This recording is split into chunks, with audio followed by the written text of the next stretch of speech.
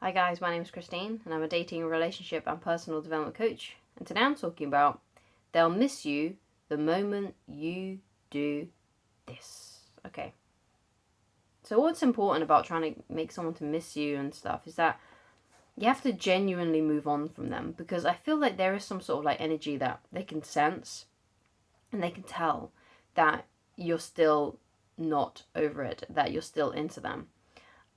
If you want someone to miss you, they have to feel that you're gone and that you're never going to come back and that you're not still pining after them. And that's what I've personally found for me. Now, it may be the case that you actually have been showing signs that you do miss them. So, for example, because if you haven't genuinely moved on, you're more likely to make mistakes. You're more likely to accidentally like something on their profile on, Instagram or Facebook or whatever. You're more likely to accidentally call them. You may call them in the night when you're drunk or lonely or whatever. You may, be looking through their old messages and accidentally like one of those. Things to that effect. Because if you're not over it, you're going to be like doing things like that. You're going to probably be looking at their photos on Instagram or Facebook, or you're going to be on their profiles, seeing what they're up to, seeing if they're single, or seeing if they're still single. So you have to start genuinely moving on from them, because that's one of the ways that they'll notice in your energy that you've moved on from them. Okay, so how do you then move on from them genuinely? Because obviously that's a lot easier said than done. If you're totally head over heels in love with someone, and you want them to miss you, then obviously they're really important to you. You love them, you still care about them. So how do you start to move on from them genuinely? And personally, the thing that's really worked for me in the past when it comes to getting over people was to think about their bad traits. So what often happens after a breakup, or when someone gets rejected or whatever, they start to put that person on a pedestal, because I think it was Tony Robbins that says rejection breeds obsession. So you're more likely actually to become more interested in people if they reject you and dump you, which kind of sucks, right? But it's true, because especially if you didn't want that to happen. And also the person that is the dumpee or the rejecter is coming from that place of attraction and strength, because obviously they're the one that's sought after. And if you're the one that's getting dumped and rejected, then you're the one that's not good, you're the one that's unworthy, you're the one that's unattractive. Not because that's necessarily true. You may be way more attractive than them physically, but it's just the energy, right? Because the one that's doing the dumping is usually in the place of power, okay? And that's what makes you look weaker and insecure and unattractive, and it makes them look desirable and attractive, especially if you're chasing after them, you see. So it's a good idea then to sort of not look back at the time you spent with them, or to look at them in general with rose-tinted glasses and think that they're this amazing creature and this amazing being, when in reality they're not. They're a human being. They've got flaws. They're a fallen creature. If you believe that humans are a fallen race, and you're into the Bible and all that kind of stuff, it's one of those things, right? We're flawed human beings. So you got to look at their flaws. You got to think about the things that you didn't necessarily like about them.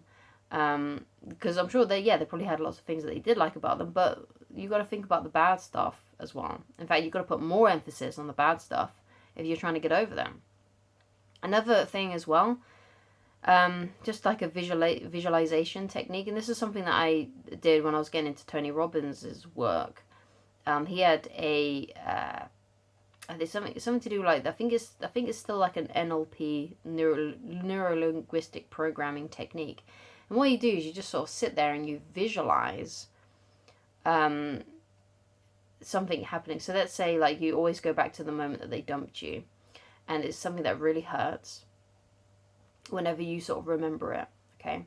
So what you want to do is, with that image in your head, that memory, you kind of want to mess with it a bit. So what you might do is this is what I would do, and this is what I used to do. I used to like make the girl that I was interested in that rejected me, or an ex, whatever the case may be, whatever memory was troubling me at the time, I would make them have like big Mickey Mouse ears. I would make their in my memory, and make in this memory, and make their teeth like come all the way down here. I'll make it so they've got like a massive ass, and they're just sort of like bouncing around on this massive butt, right? This really ridiculous, silly energy, with like the song "The Flight of the Bumblebee" playing. You can go and Google that if you're wondering what song that is. And that's how I would mess with the memory, right? And I made them look so damn ridiculous, I would get to the point where I'd think about that memory that used to hurt, and I'd be laughing about it, right? And that's one of the things that you can do, like just mess up your memories about them, make them look ridiculous, make them look silly, make them look stupid in your memory, and then you won't feel as intensely towards them anymore. Especially if you got like a specific memory where they look super attractive and it's something that makes your heart long for them. Just mess with the memory. Just go back, think back, close your eyes, think back, do that visualization technique, and make the image as clear as you can make it. And that might be one of those things that can help you, okay?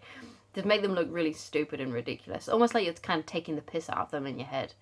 And that can help sort of desensitize you from them and whatnot. So another thing that you want to get into doing is you want to get out of survival mode, because sometimes when you've gone through a breakup or you've lost someone that you was really interested in because they are no longer interested in you, and you want to flip the switch basically, and you want them to start missing you, is that you want to get out of survival. You want to thrive without them. You actually want to be doing better without them than what you're doing with them. Because usually after a breakup, a lot of people do, or they get rejected, whatever it may be, they go through some kind of heartbreak. They start burning the candle at both ends and are no longer taking care of themselves, and they're actually gone into survival mode, and they're just doing what they can every day to survive.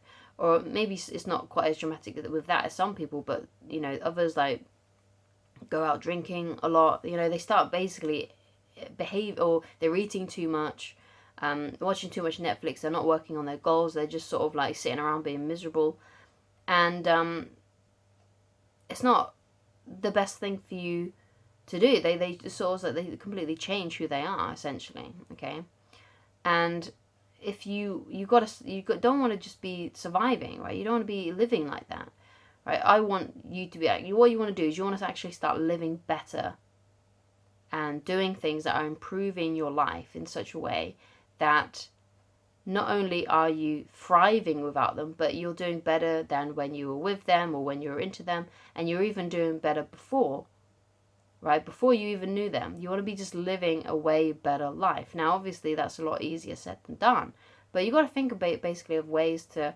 how can I make my life better? What can I be doing to feel better about myself? One of those huge ones I talk about all the time, and it's very basic, but taking care of your body, eating the right things, and exercising. That's one of those things that is going to make you feel phenomenal about yourself.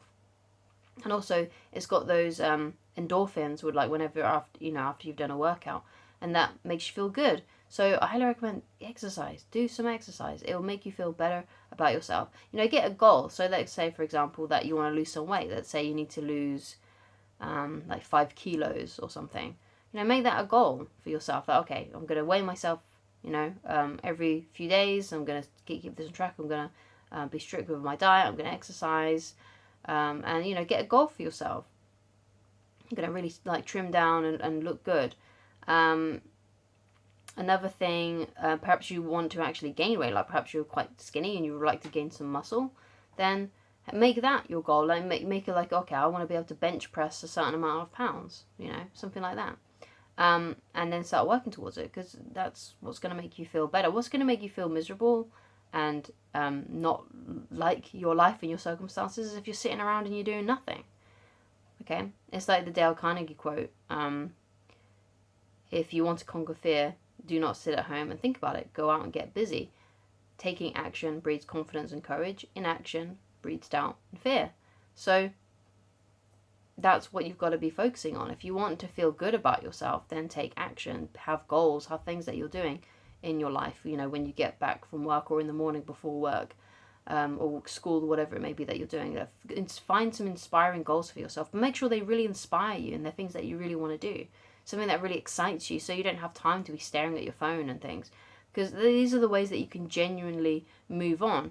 And once your ex or this person in question senses that you're no longer interested because you've got all these other things that you're doing, perhaps you're even dating someone else, if they still love you and care about you and or have feelings for you, then basically what you'll see is they'll start to reach out to you. And then, of course, then you can decide if you want to see them, continue seeing them or not. Okay, but then at least the ball is in your court and not in theirs. Okay, because basically once you've moved on genuinely, they'll be able to sense that. Okay, and if they fear losing you and they desperately want you in their life because they love you and care about you, they'll do something about it. They'll reach out to you. Okay, they'll find a way. They may like re-add you on something, so then they may message you, or maybe they'll send their friend to come and talk to you first. Right? They may do something first to test the waters, to see if maybe you're still interested. And basically, if that ever happens, by the way, if one of their friends ever comes up to you, right, and asks about you and tells you about them, tells you about your ex or whoever this person was, just say, get them to reach out to me. If they want to talk to me, don't let them send you to do their dirty work. Get them, just get them to message me. Get them to call me up. Okay? So that's basically how you handle that situation if a friend of theirs comes up to you. Okay? And like I said, at least then the ball is in your court and you can decide whether you want to let that person back into your life. Okay, so thank you so much for watching. If you'd like to get in touch with me personally and you'd like coaching with me, then please go to www.christineloveridge.com. And if you would actually like to join my members on YouTube, basically all you gotta do is you gotta subscribe and then you click join. And then you'll be able to watch loads and loads of videos with early access videos. So basically you'll be able to see them way before anyone else does. Now, obviously, these videos are still going to be uploaded eventually, so you're not missing out on anything if you don't want to do that. You will see the videos eventually, okay?